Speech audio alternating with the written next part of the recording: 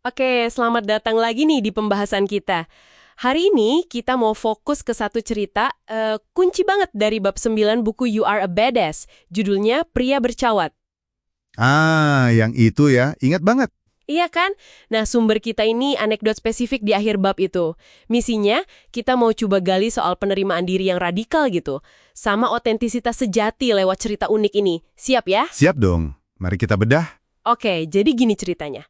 Bayangin aja penulis lagi hiking di ngarai yang rumah yang terpencil gitu, terus ketemu orang ini. Yang hidupnya benar-benar nyatu sama alam itu kan? Betul, dia tuh nolak banget sama keruwetan hidup modern. Dia nyimpen biji-bijian buat musim dingin, tidurnya di gua, gitu deh pokoknya. Wow, terus penampilannya gimana tuh? Nah, ini yang mencolok. Cuma pakai cawat, itu juga dari kulit rusa hasil buruannya sendiri katanya. Serius? Iya, rambutnya dipotong pakai batu tajam, terus bawaannya itu tupai dijadiin kayak semacam tas gitulah. Aneh kan? Unik banget sih itu. Tupai jadi tas. Tapi yang paling penting tuh bukan anehnya penampilan dia, tapi sikapnya. Dia itu sama sekali nggak kelihatan nyesel atau malu. Nah, itu dia poinnya. Totally unapologetic gitu ya istilahnya.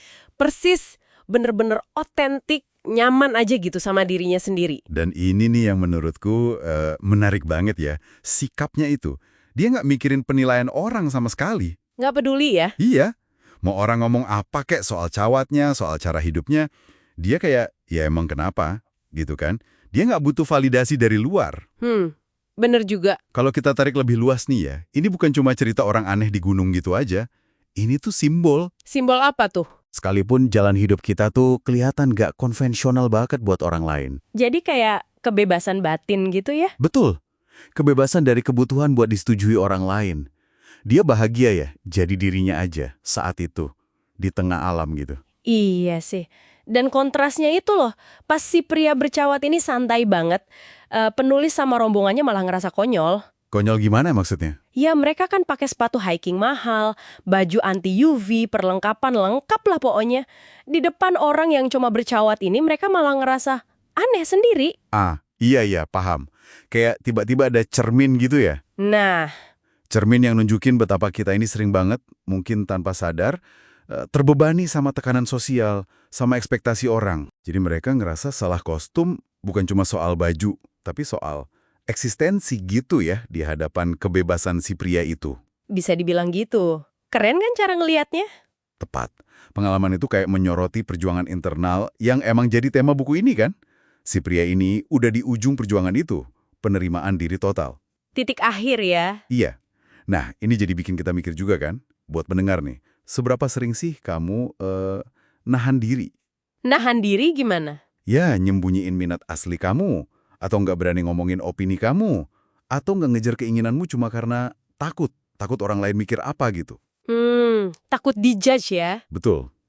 Berapa banyak energi coba yang habis buat mencoba pas sama cetakan orang, bukannya malah ngerayain keunikan diri sendiri. Wah, dalam juga ya pertanyaannya. Dan pertemuan itu emang ngebekas banget kan buat penulisnya. Sampai dia mikir, aku pengen kayak pria bercawat itu. Oh iya, ada bagian itu ya? Ada. Tentu ini bukan berarti kita semua disuruh pindah ke gua pakai cawat ya. Ya bukan gitu juga kali. Tapi ini kayak nyuarain kerinduan kita semua gitu loh. Kerinduan akan kebebasan, akan otentisitas, kayak gitu. Berani tampil apa adanya. Berani jadi diri sendiri ya intinya. Iya. Dan ini nyambung banget ke pesan penutup bab itu yang ditulis pakai huruf kapital semua kayak deklarasi gitu.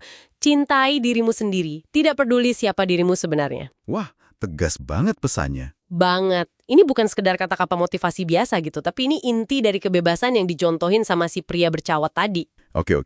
Jadi ini nih buat pemikiran penutup untuk pendengar bawa pulang ya. Coba deh pikirin bentar, ada nggak sih satu aja aspek kecil dari diri kamu yang sebenarnya Yang asli gitu. iya, yang asli, yang mungkin selama ini kamu simpan aja. Kamu umpetin. Entah itu hobi unikmu, mimpi yang rasanya aneh buat orang lain, atau sekedar cara pandang kamu. Karena takut dihakimi orang. Pasti ada sih ya, dikit-dikit. Terus gimana? Nah, coba bayangin deh. Gimana rasanya kalau kamu bisa kasih ruang buat aspek itu? Kasih ruang gimana maksudnya? Ya biarin dia ada, diterima, walaupun cuma dikit aja. Dengan sikap menerima tanpa syarat. Kayak si pria bercawat di ngarai itu. Nggak perlu pembelaan, nggak perlu malu. Wah, jadi cuma dibiarin ada aja gitu ya, sebagai bagian dari diri kita. Persis. Sesuatu buat direnungkan lah ya. Oke, menarik banget nih buat dipikirin. Sip, sampai jumpa lagi di pembahasan kita berikutnya ya.